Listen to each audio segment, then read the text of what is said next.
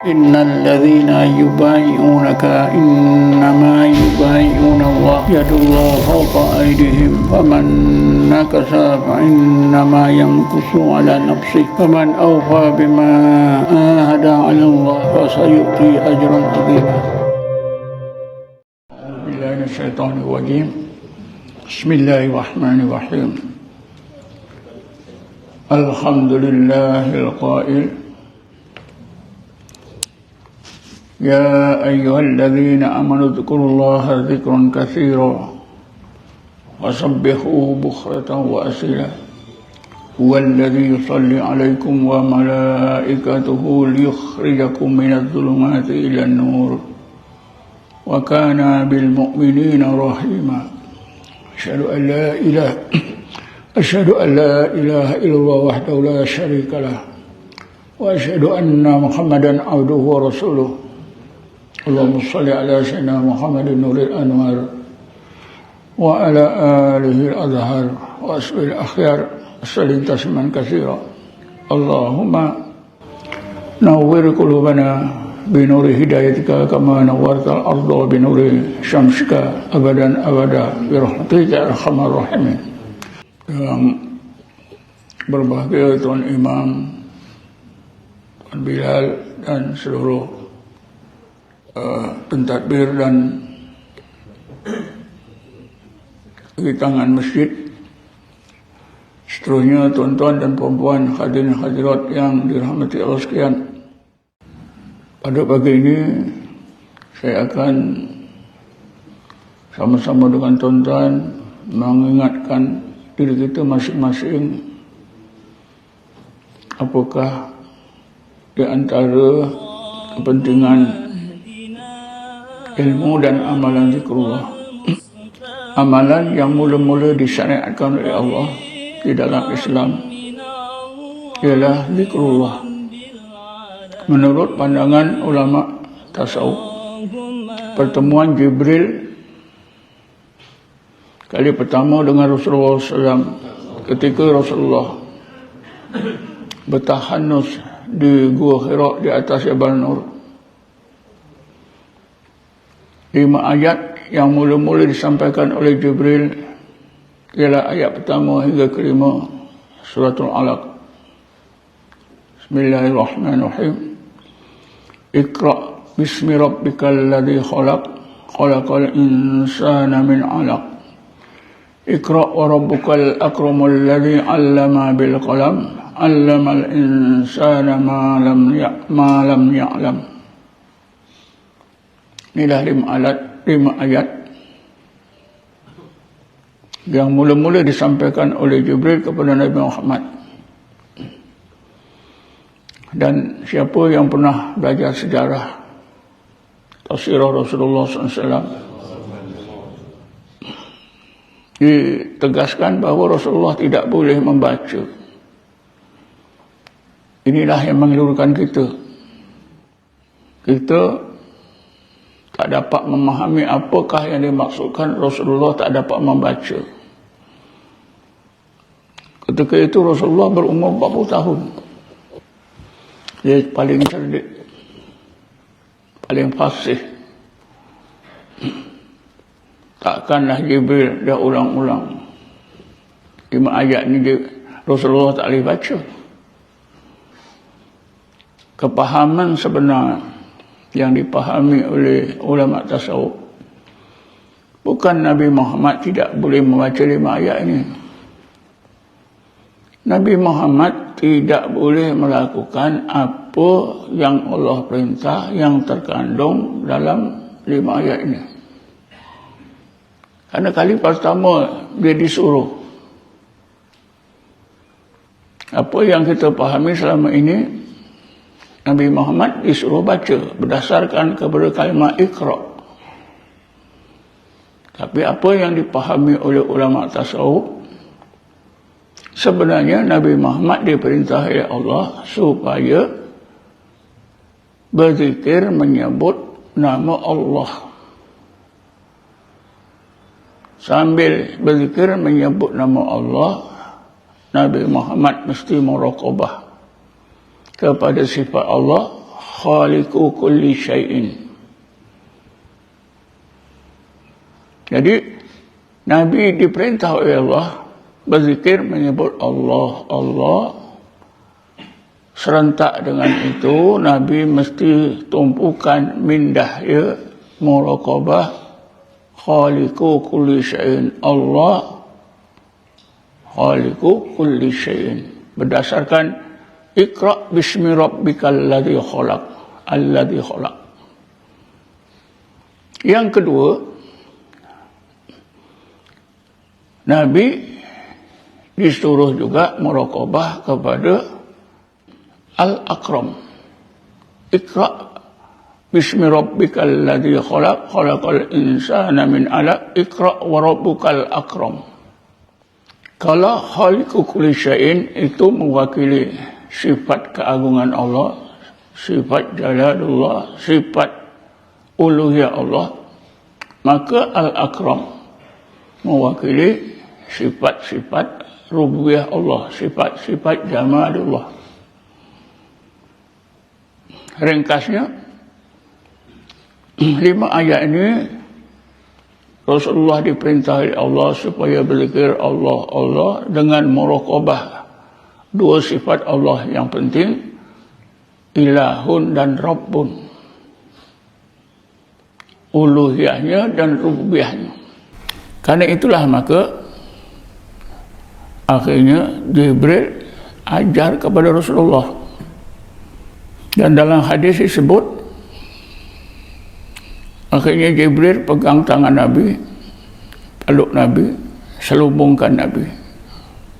Ketika itulah Jibril ajar Rasulullah zikir Allah, Allah, bermuraqabahkan sifat uluhiyah dan sifat rububiyah Allah, sehingga sampai kepada tujuan zikir itu, yaitu tazakkur. Nabi sampai ke tingkat tazakkur, barulah Jibril lepaskan Nabi, Jibril beredar, Nabi turun. Kesan zikir itu ada disebut di dalam kitab-kitab sirah nabawiyah, seperti sirah nabawiyah Ibnu Hisham. Saya ketika ngajar di universiti dulu, saya ajar sirah dan saya memang petik antara apa itu bahagian yang saya ajar ialah sirah yang mengisahkan Rasulullah didatangi oleh Jibril kali pertama ini. Apa yang terdapat dalam sirah, dalam keterangan hadis pun hampir sama, yaitu Nabi ketika turun itu merasa lemah, kesejukan menggeletar. Sampai rumah saja Rasulullah segera merebahkan badan, perintahkan Khadijah, zammiluni, zammiluni, wahai Khadijah, selimutkan aku. Dan Nabi terbaring itu begitu lama, sampai 1 hari. Ada yang meriwayatkan sampai 2 hari. Inilah kesan daripada zikir Allah, Allah. Jadi kesimpulannya, menurut ulama tasawuf, zikrullah itu adalah ilmu dan amalan yang mula-mula disanadkan dalam Islam.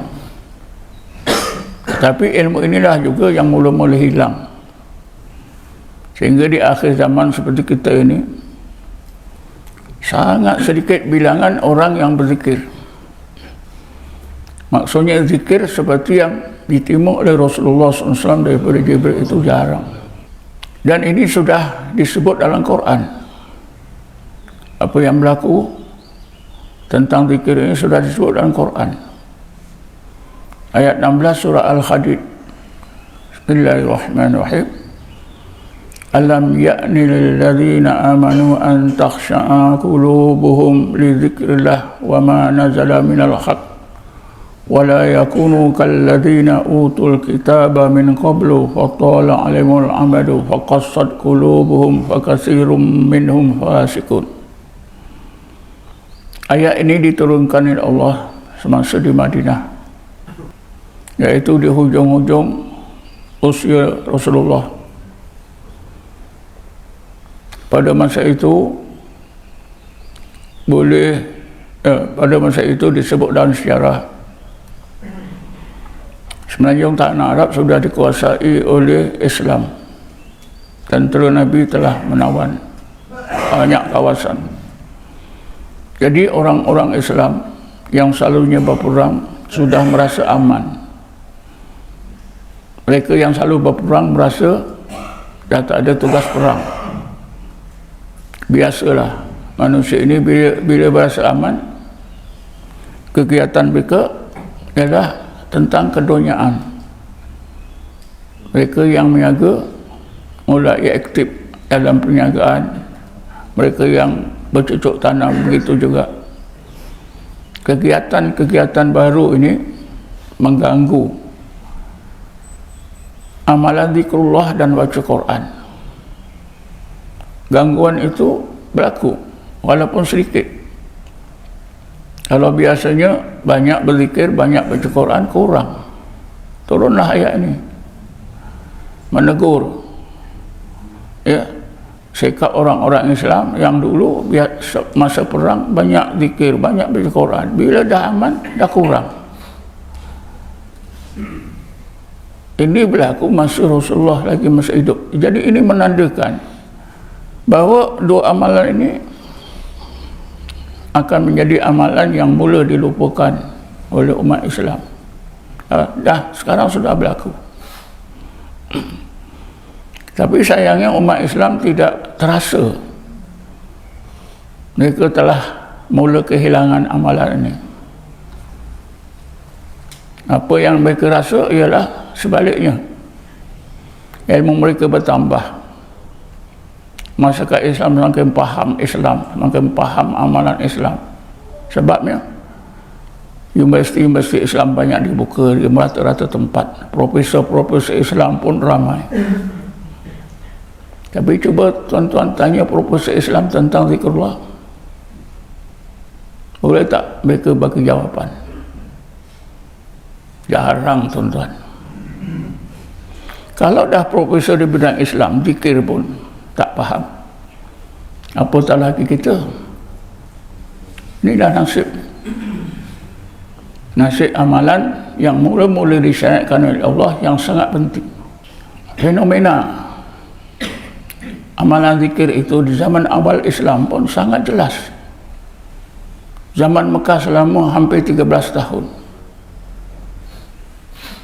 Apa yang diamalkan oleh Rasulullah dan sahabat disebut dalam Quran. Bismillahirrahmanirrahim. Wala tadrudil ladzina yad'una rabbahum bil ghadati wal 'ashiyyi yuriduna wajha. Orang-orang Islam di zaman Mekah berzikir Allah, Allah, Allah, Allah, yad'una rabbahum, Allah, Allah, Allah, bil ghadati wal 'ashiyyi, sepanjang siang dan malam. Itu saja yang mereka mau, Allah, yuriduna wajha. Dan amalan ini diteruskan sesudah orang Islam, sesudah Rasulullah berhijrah ke Madinah. Ayat 28 surah Al-Kahfi. Bismillahirrahmanirrahim. Wasbir nafsaka ma'al ladzina yad'una rabbahum bil ghadati wal 'ashiyyi yuriduna wajha. Sama saja. Umat Islam sesudah berpindah ke Madinah, di Madinah pun Allah, Allah, Allah, Allah, Allah, yad'una rabbahum bil ghadati wal 'ashiyyi yuriduna wajha. Jadi berzikir Allah, Allah, tujuannya Allah dan keridhaannya itu memayungi seluruh amalan para sahabat zaman Mekah dan Madinah. Zaman sekarang seluruh ibadat kita dipayungi oleh kelalaian. Itulah beza, tuan-tuan. Jadi hikmah, kelebihan, kebaikan zikrullah itu kelihatan di zaman awal Islam, tapi di zaman akhir Islam seperti zaman kita ini sudah susah kita nak melihat kelebihan amalan zikrullah. Ialah Rasulullah sendiri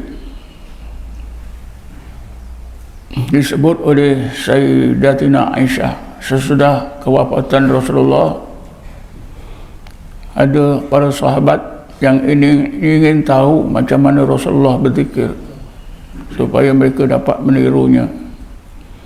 Bukan tak ada sahabat yang tahu, sahabat-sahabat lain dah tahu, ada sahabat yang tak tahu.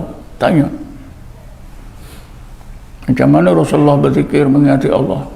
Maka Sayyidatina Aisyah diriwayatkan menjawab dengan jawapan, "Bakana Rasulullah SAW yadhkuru rabbahu kulla akhyanihi." Rasulullah itu sentiasa mengingati Tuhannya Allah sepanjang masa. Memang itulah yang diajarkan oleh Rasulullah pada para sahabat, itulah yang diamalkan oleh Rasulullah sampai meninggal dunia.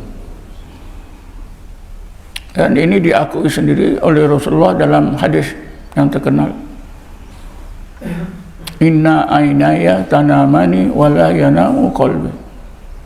Kedua mataku menidurkan aku, tapi hatiku tak tidur. Karena ketika Rasulullah tidur, hati Rasulullah secara otomatik Allah, Allah, Allah, Allah. Kita mungkin tak menemui atau sukar menemui seorang di zaman sekarang, seorang yang beriman yang hatinya terus berfikir Allah, Allah sepanjang masa, jaga maupun tidur. Kalau kita nak cari, susah nak temui. Karena amalan ini sudah jarang orang amalkan. Ada hamba-hamba Allah yang susah nak faham macam mana masa tidur pun hati boleh berzikir Allah, Allah. Jadi kata saya ada seorang kawan, dia seorang doktor pakar bidang mata yang pernah menjadi pakar mata di Hospital Besar Kuala Lumpur. Dia juga sangat minat dengan zikir. Dia belajar zikir Naqsabandiyah. Masa saya masih bekerja lagi dulu, dia kenal saya. Boleh katakan selalu dia minta saya baca khutbah di Masjid Hospital Besar Kuala Lumpur, kerana dia jadi pengurusi masjid itu. Bila saya dah rapat, saya tahu dia beramal dengan tarekat Naqsabandiyah. Jadi saya kagum. Saya tanya, dia ada gelaran Datuk. Datuk, seorang profesional macam Datuk ni, masa itulah tuan-tuan, masa 80-an, kalau cukup solat 5 waktu pun saya dah kagum. Tapi Datuk ni semua buat, sehingga zikir Naqsabandi pun belajar. Apa yang menarik mendorong Datuk ni belajar tarekat Naqsabandi? Dia kata satu ketika dia buat pembedahan mata seorang. Ketika dibius, dia dengar degup jantung dia dengan alat. Degup jantung orang ini berbeza dengan degup jantung pesakit-pesakit lain. Berbunyi dengan jelas, Allah, Allah, Allah, Allah, Allah, Allah, Allah. Dia macam tak percaya. Dia rasa agaknya alat ni dah rosak. Tukar yang lain pun sebut Allah, Allah, Allah. Bila dah sedar, Ramai orang melawat. Jadi Datuk ni tanya, siapa ni? Kami ni murid. Dia ni adalah guru tarekat Naqsabandiyah kami. Siapa tokoh ni tuan-tuan? Itulah Syekh Qadirun Yahya yang diputuskan sesat. Memang orang-orang tarekat kalau dilabelkan sesat itu memang ulama tasawuf kata macam itulah perjalanan, itulah corak hidup orang tarekat. Karena Nabi sendiri pun disebut oleh Quraisy Mekah, sabaqta anta ya Muhammad, engkau ni sesat barat ya Muhammad.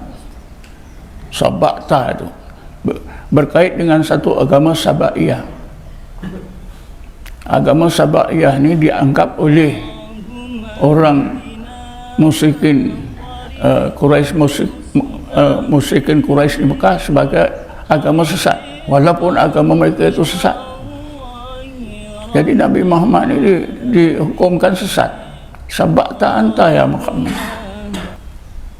Jadi tuan-tuan dan puan-puan sekalian, begitulah ya. Jadi Datuk ni akhirnya dia belajar jadi murid orang tu, murid Qadirun Yahya, dan rajin berzikir. Jadi apa yang dialami oleh Datuk ni betul, sehingga dalam keadaan tak sedar dibius pun jantungnya Allah Allah Allah Allah Allah Allah Allah Allah Allah. Apatah lagi Rasulullah dan para sahabat. Tuan-tuan dan puan-puan sekalian, kenapa kita ni susah sangat nak berzikir? Berpunca daripada pegangan kita, zikir itu sunat. Perkara sunat, perkara yang baik, dibuat dapat pahala, ditinggal tak berdosa. Selagi kita pegang hukum ini, memang kita tak berzikir. Tapi menurut pandangan ulama tasawuf, kerana zikrullah ini dibahas dalam bidang tasawuf, jadi hukum hakam yang lebih tepat tentang zikrullah ini ialah hukum hakam yang ditetapkan oleh ulama tasawuf.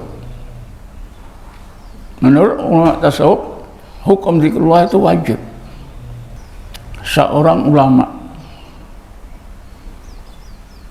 ilmu kalam, ilmu tauhid yang terkenal, dia tak belajar tasawuf. Jadi dia menganggap zikrullah itu sunat. Nama ulama ini ialah Syekh Fakhruddin Ar-Razi. Meninggal dunia tahun 606 Hijrah. 606 Hijrah. Jadi seperti ulama lain, zikir tak wajib. Karena dia tak belajar tasawuf. Tapi dengan takdir Allah, dia bertemu seorang sufi yang bernama Syekh Najmuddin Al-Kubra, meninggal dunia tahun 618 Hijrah. Bila bertemu dengan Syekh Najmuddin Al-Kubra, ringkasnya, ceritanya panjang, akhirnya Syekh Fakhrul Razi belajar ilmu tasawuf dan belajar tarekat Kabrawiyah.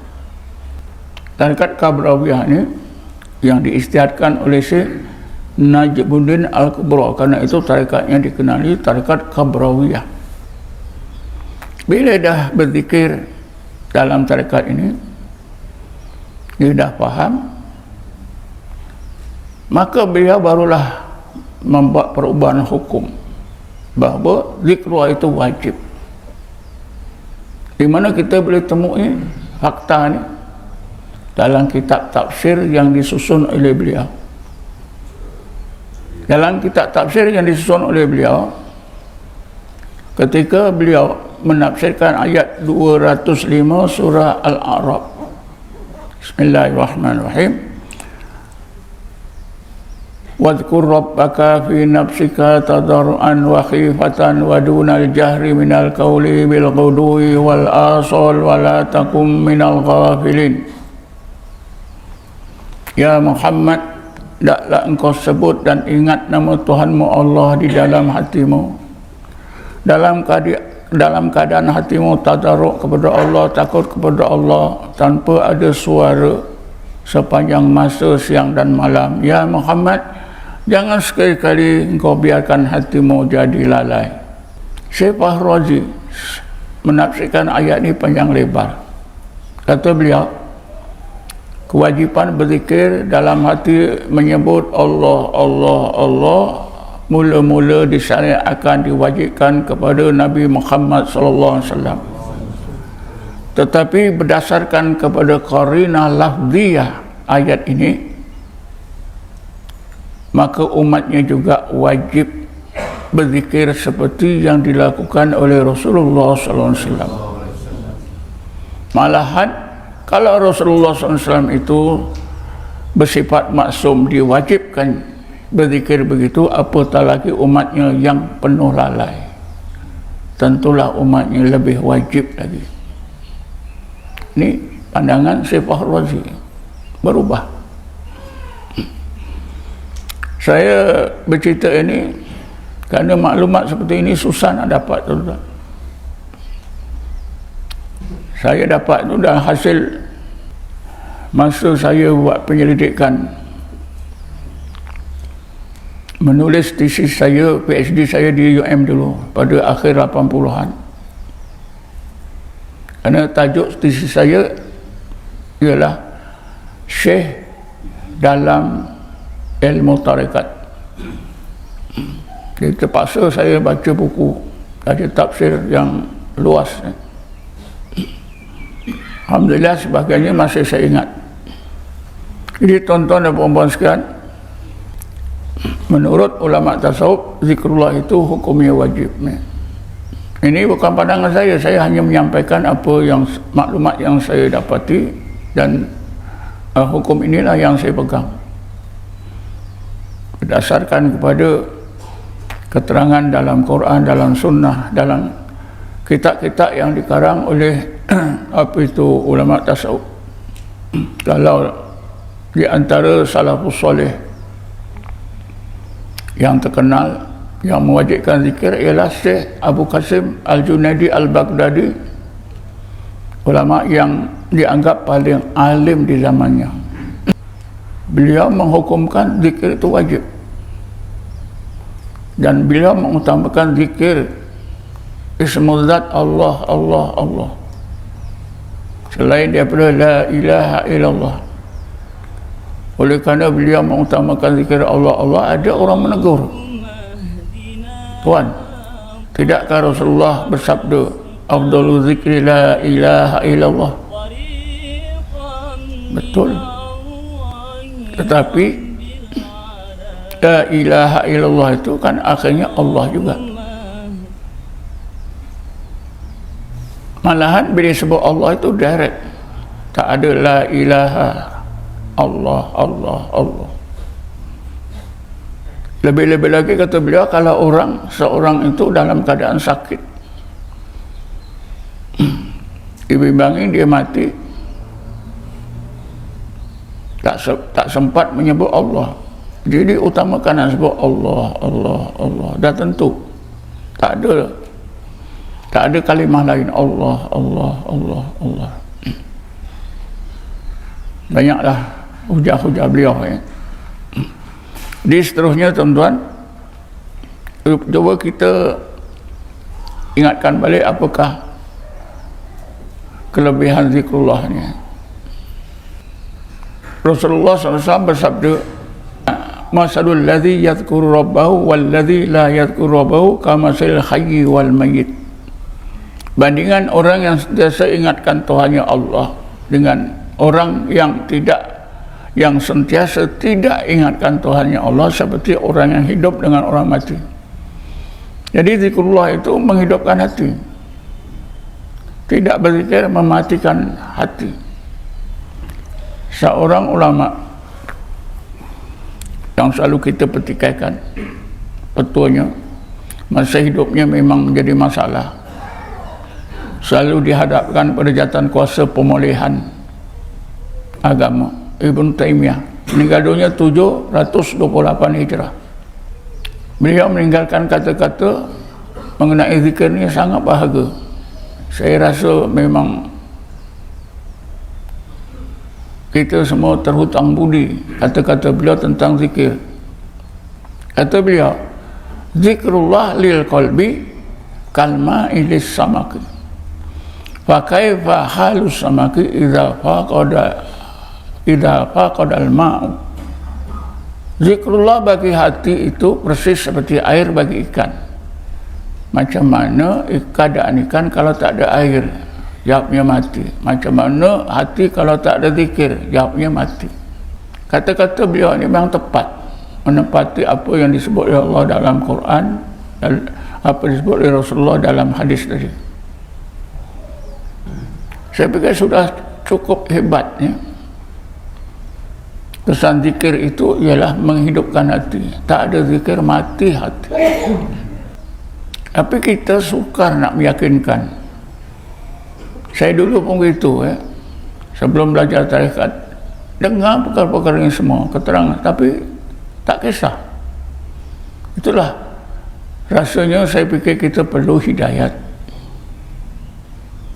Siapa yang dapat hidayat, barulah disedarkan oleh Allah kepentingan zikrullah. Tuan-tuan dan puan-puan sekalian, cuba kita ingatkan apa yang disebut oleh Syekh Abdul Samad Palimbangi dalam kitabnya Syiarus Salikin, dalam juzuk yang ketiga, dalam bab tasawuf. Dalam bahagian tasawuf itu ada satu bab, kalau tak salah saya, bab itu bertajuk syarat-syarat orang yang berjalan pada jalan Allah. Syarat-syarat orang yang berjalan pada jalan Allah. Banyak syarat-syarat itu, ada berbelas.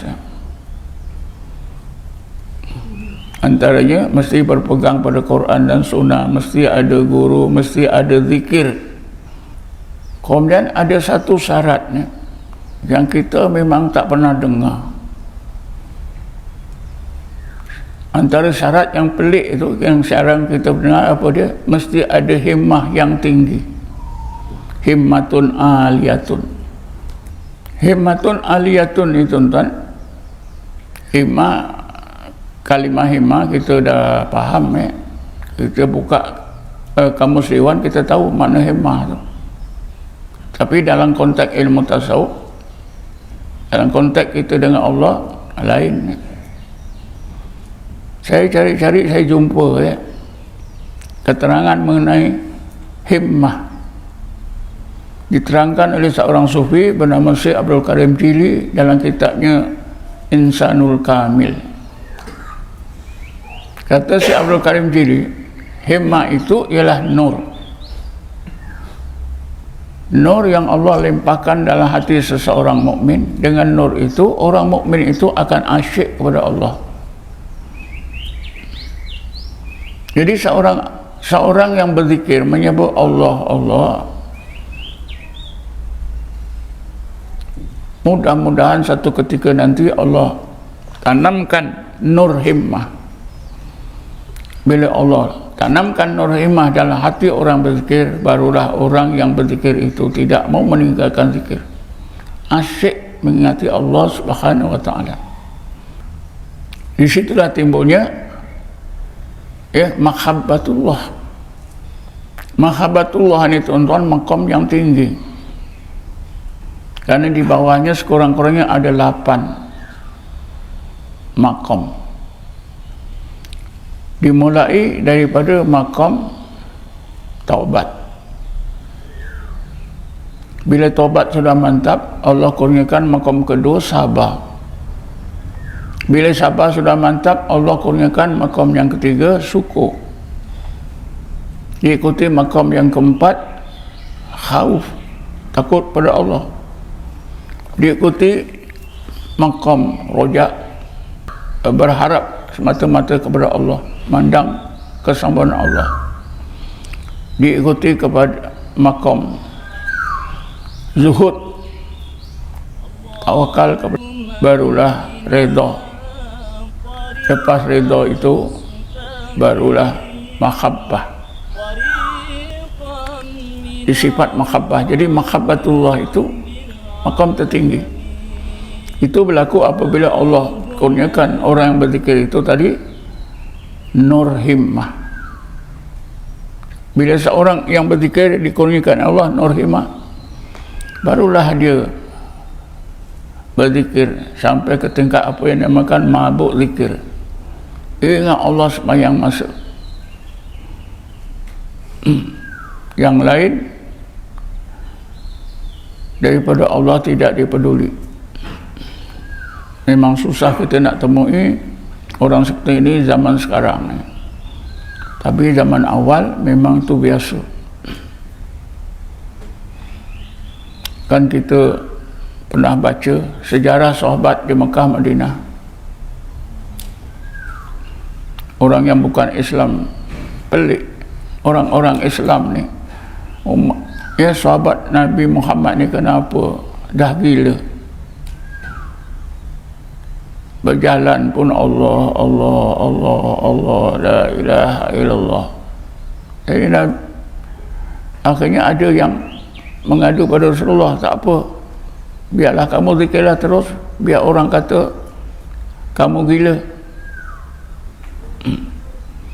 Tapi tuan-tuan, di zaman itu yang mengatakan orang berzikir itu gila, orang kafir. Sekarang ni kalau kita buat yang mengatakan kita gila, orang Islam. Betul tak? Tak percaya, cubalah jalan kat ni. La ilaha illallah, la ilaha illallah. Jangan peduli orang. Semua orang tengok. Ini dah sewel ni. Tak jadi, cubalah. Jadi tuan-tuan, amalan zikrullah ni sangat penting. Yang mula-mula disyaratkan, diwajibkan dalam Islam, tapi sudah hilang. Saya selalu sebut ya, dalam Asharus Sahabah. Asharus Sahabah ni adalah peninggalan kata-kata yang ditinggalkan oleh sahabat. Asharus Sahabah ini pun berdasarkan kepada hadis Nabi yang pernah didengar oleh sahabat tersebut. Seorang sahabat bernama Ubadah bin Samit, dia ziarah ke rumah Abu Darda Al-Ghifari. Bual-bual, Abu Darda ni tanya pada Ubadah, wahai Ubadah, mau tak kalau aku ingatkan kau ilmu yang mula-mula hilang dari dada orang-orang Islam?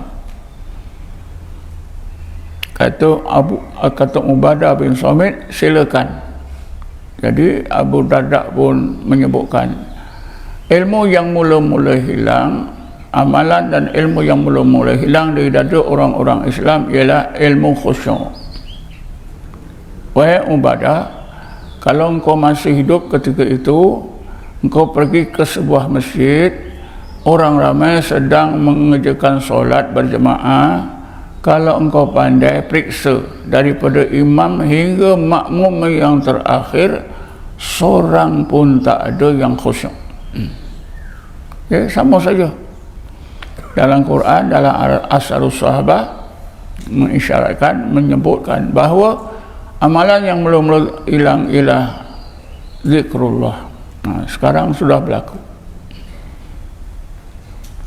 Sehingga tuan-tuan, kalau kita pergi ke sebuah masjid atau musalla, ada dua orang hamba Allah, yang seorang asyik solat, habis solat lagi, habis solat lagi. Yang seorang duduk aja pegang tasbih. Kita pun dalam hati kita, rajinnya, bagusnya dia solat. Yang seorang ni malasnya duduk aja. Padahal yang duduk ni berzikir. Di dalam Quran disebutkan, Bismillahirrahmanirrahim, Inna sholata tanha anil fakhsya'i wal munkar wala zikrullahi akbar. Sesungguhnya solat itu bila dikerjakan oleh seseorang, maka kesan daripada kebaikan solat itu boleh menjauhkan orang mengerjakan solat itu daripada dosa-dosa besar dan dosa-dosa kecil. Tetapi ditutup oleh Allah, wala zikrullahi akbar. Zikrullah itu lebih besar lagi kesan baiknya. Ini selalu dibaca oleh khatib di dalam khutbah kedua, tak salah. Wala zikrullahi akbar. Untuk menutup khutbah kedua tu biasa dibaca. Maknanya tuan-tuan, ayat ini Allah tegaskan kesan daripada zikrullah itu lebih luas, lebih baik lagi daripada solat. Tapi bukan berarti solat itu tak perlu. Kita dah maklum solat itu wajib, kerjakan. Allah bagi tahu kita kebaikan zikrullah itu lebih baik lagi, lebih banyak lagi. Di dalam Quran, tuan-tuan, amalan yang Allah terangkan kebaikannya dengan jelas ialah zikrullah, iaitu la ilaha illallah. Ayat 24-25 surah Ibrahim. Bismillahirrahmanirrahim. Alam tara kaifa daraballahu masalan kalimatan tayyibatan kasyajaratin tayyibatin asluha sabitun wa far'uha fis sama' tu'ti ukuluha kulla hinin biidzni rabbiha yadribullahu al-amsala lin-nasi la'allahum yatadzakkarun. Mengapakah kamu tidak renungkan sedalam-dalamnya bagaimana Allah membuat satu perbandingan?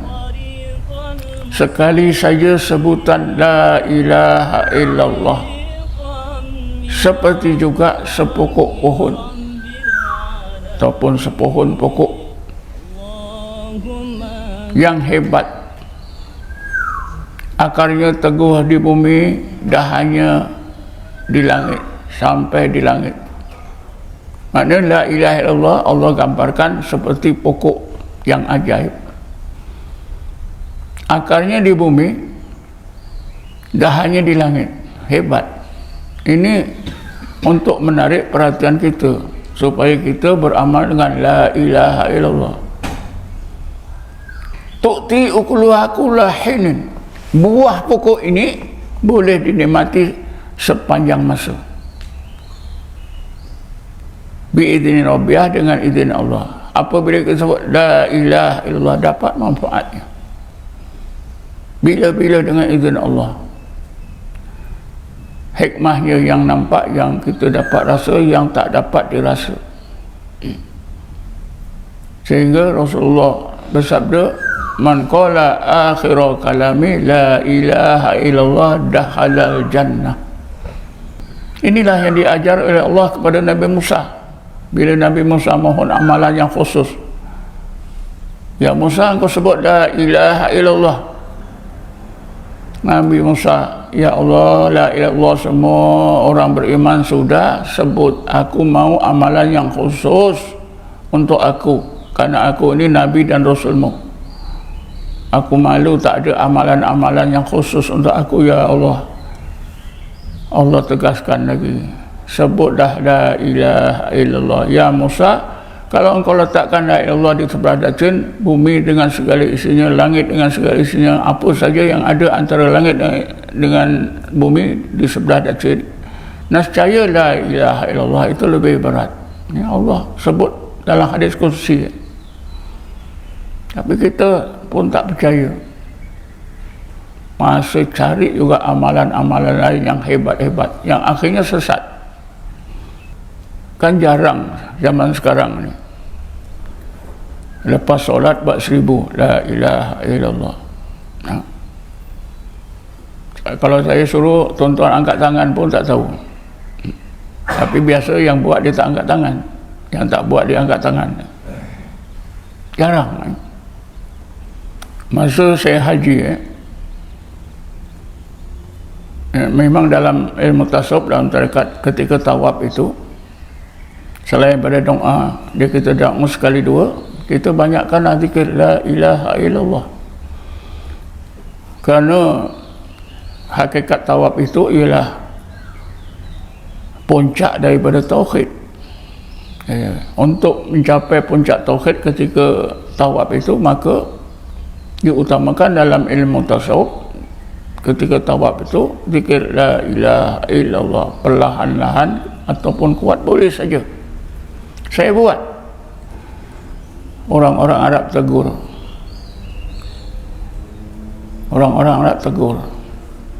macam marah, tapi saya tak peduli ya. Orang Arab itu sedang juga tawaf, macam dia nak ajar kita, macam mereka ni sangka kita ni bodoh Yalah, kita bukan Arab Jadi memang begitulah ya. Maksud saya kita balik semulalah kepada amalan-amalan yang penting dalam Islam yang diamalkan oleh Rasulullah dan salafus salih. Antaranya ialah zikir la ilaha illallah, zikir Allah. Boleh dilakukan dalam hati, boleh dilakukan bersuara. Dua-dua ni boleh. Dalam mana-mana tarekat pun asas zikirnya Allah dan la ilaha illallah. Cuba kita utamakan selain daripada baca Quran. Cuma kalau solat, ibadat-ibadat lain yang mengisytihatkannya ialah ulama fiqh. Kitab-kitab fiqh kita baca, tahulah hukum hakam, kaedah-kaedah ibadat. Tapi amalan zikrullah ni tuan-tuan, kita kena baca kitab-kitab tasawuf. Dan kita kena belajar daripada orang-orang sufi. Itu bidang mereka. Sebab itu tidak wajar kita belajar ilmu zikir daripada faqih, pada seorang faqih, bukan seorang sufi. Tak akan jadi. Sebab itu di dalam tasawuf, zikir yang bersanad itulah yang sangat dikehendaki. Zikir yang bersanad, zikir yang ada silsilahnya sampai kepada Rasulullah SAW, sehingga timbullah bahagian zikrullah itu ada dua jenis, zikir hasanat dan zikir darajat. Alhamdulillah, zikir hasanat kita semua dah buat, tapi zikir darajatnya yang malang. Karena apabila kita sudah berzikir zikir hasanat, iaitu zikir yang kita wirid yang kita lakukan ramai-ramai di masjid, di surau, kita sendiri kadang-kadang buat sorang-sorang, itu zikir hasanat. Ini yang menyusun pun orang sufi ya. Zikir tahlil orang mati itu pun orang sufi yang menyusunnya ya. Tapi sayangnya zikir jenis yang kedua, zikir darajat, yaitu zikir yang bersanad, ini kita tak belajar. Jadi marilah kita belajar zikir yang bersanad, yang dikenali dengan tarekat. Belajarlah. Karena zikir yang bersanad ini diistiadkan oleh ulama tasawuf, ada silsilahnya, silsilah perguruannya bersambung-sambung hingga kepada Rasulullah SAW. Ada seorang bekas naik chancellor Universiti Azhar yang terkenal kealimannya, namanya Dr. Syekh Abdul Halim Mahmud. Dia ada menulis banyak kitab, terutamanya yang menyentuh ilmu tasawuf. Sebuah kitabnya yang bertajuk Al-Majmu'. Dalam kitab ini beliau menegaskan, bila kita belajar dan beramal dengan amalan dalam tasawuf ini, mestilah kita dapat barakah daripada guru kita yang ngajar ilmu tasawuf yang tersebut. Kata beliau, barakah daripada guru tasawuf kita itu akan kita dapati bila guru kita itu mempunyai silsilah yang bersambung-sambung hingga kepada Rasulullah. Karena guru yang seperti ini, yang ada silsilah hingga kepada Rasulullah, itu merupakan saluran syafaat Nabi kepada guru kita yang nantinya akan sampai kepada kita. Jadi barakah itu berasal daripada syafaat Rasulullah SAW. Tuan-tuan cuba pelajari bab syafaat dalam kitab-kitab tauhid. Kalau kita buka kitab tasawuf, kitab tauhid yang lengkap, di sana ada bab syafaat Nabi Muhammad SAW. Kita berselawat banyak-banyak itu pun antaranya untuk mudah mendapatkan syafaat Rasulullah. Kita belajar zikir yang ada silsilah yang bersanad pun untuk mendapatkan syafaat Rasulullah. Jadi tuan-tuan, saya dah bercakap panjang lebar ya, masa pun dah berlalu. Tuan-tuan pun nak balik, ada tugas. Saya fikir setakat ni saja. Mungkin tuan-tuan ada nak bertanya satu dua masalah yang berkaitan dengan amalan zikrullah atau apa-apa masalah, silakan. Silakan. Setakat inilah saja. Mudah-mudahan saya dapat peluang datang kemari lagi satu masa nanti. Saya datang kemari sudah banyak tahun, mungkin lebih daripada 15 tahun dulu. Saya lupalah tahun berapa.